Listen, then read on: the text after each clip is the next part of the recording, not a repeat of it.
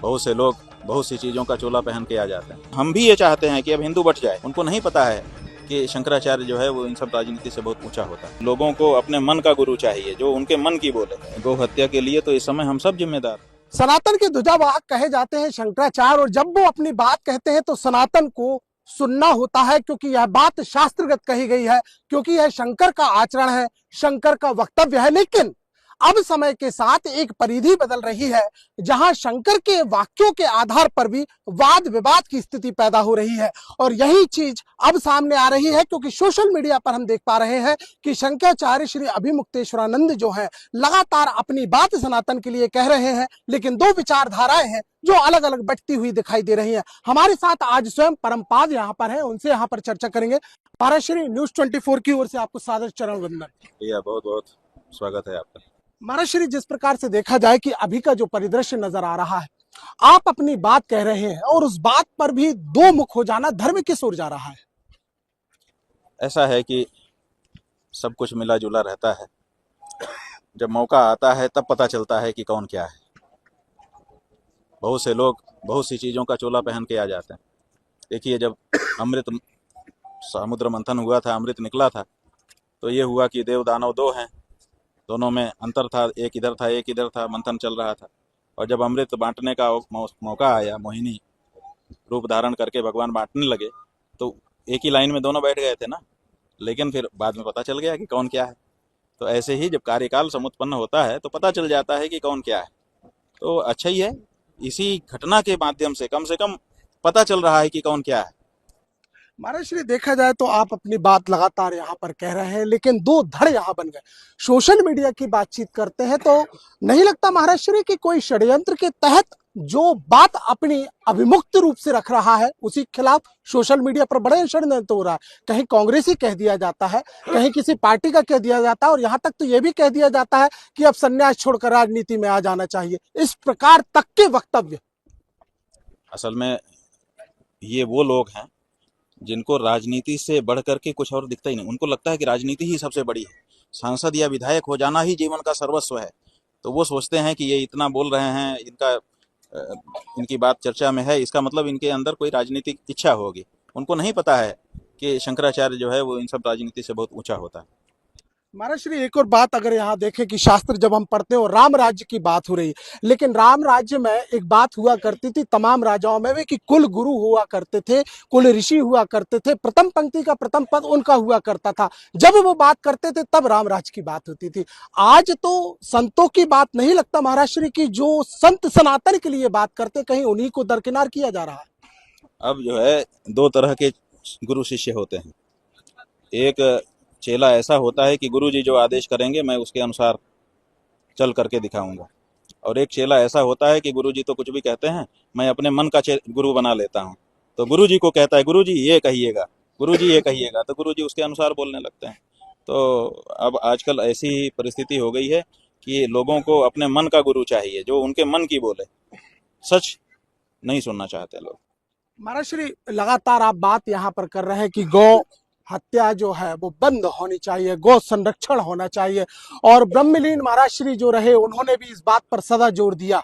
लेकिन गौ हत्या को लेकर आपके जो विचार सामने आ रहे हैं, कहीं ना कहीं जिम्मेदारों को खटगरे में साफ तौर पर खड़ा करते, नहीं लगता महाराज श्री कि ये गौ हत्या की जिम्मेदार है? अगर ऐसे बयानों की बात की जाए, बात यह है कि गौ हत्या के लिए तो इस समय हम सब जिम्मेदार हैं। जितने हिंदू हैं, हिंदुओं के देश में जिसमें बहुमत हमारा है, अगर उसमें गाय माता काटी जा रही हैं तो कहीं ना कहीं हमारी नाकामी है। इसलिए दोष तो हम सबका है, उसमें कोई भी बचा नहीं है, बिल्कुल दोषी हैं। और जिनके हाथ में जितना ज्यादा पावर है, शक्ति है, वो उतना ज्यादा बड़े दोषी हैं।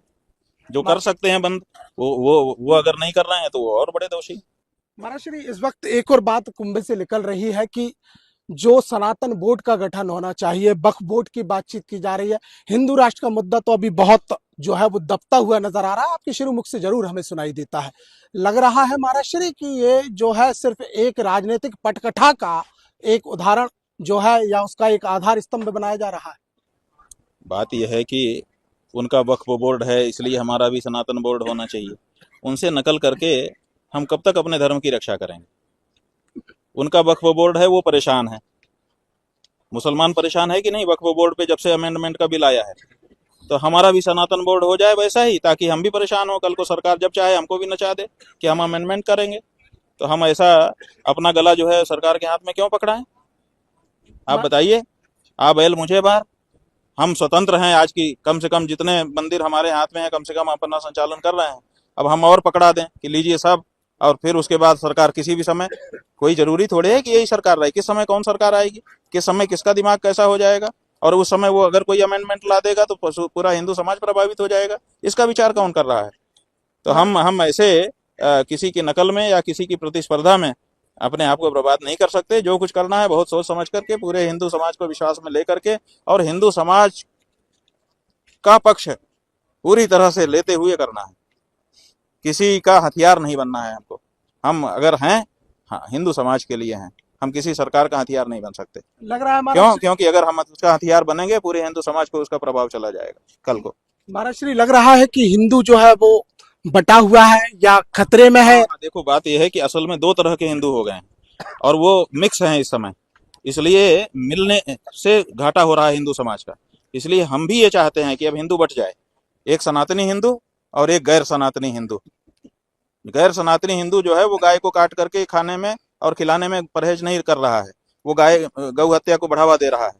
और जो सनातनी हिंदू है वो गौ हत्या को बंद करना चाहता है। तो इसलिए दो तरह के हिंदू हैं, साफ हो रहा है। अब दो तरह के जब हिंदू हैं तो दोनों को मिक्स क्यों रहना चाहिए? क्योंकि दोनों की विचारधारा बिल्कुल अलग है। इसलिए इस देश में सनातनी विचारधारा, सनातनी हिंदुओं की राजनीति आगे आनी चाहिए, ये हमारा कहना है। अंतिम प्रश्न महाराज श्री, कुंभ के आए हुए हैं जो लोग स्नान यहाँ पर कर रहे हैं, धर्म के महत्व को लेकर आपने पहले भी कहा कि रील धर्म नहीं है। किसी बाबा की ने मौत पर जब सवाल प्रश्न कर दिए तो आपने कहा कि मोक्ष यह नहीं है। महाराज श्री, जो लोग यहाँ पर आ रहे हैं, जो ग्रस्त यहाँ पर आ रहे हैं, उनके लिए आपका क्या संदेश होगा सनातन से जुड़ा?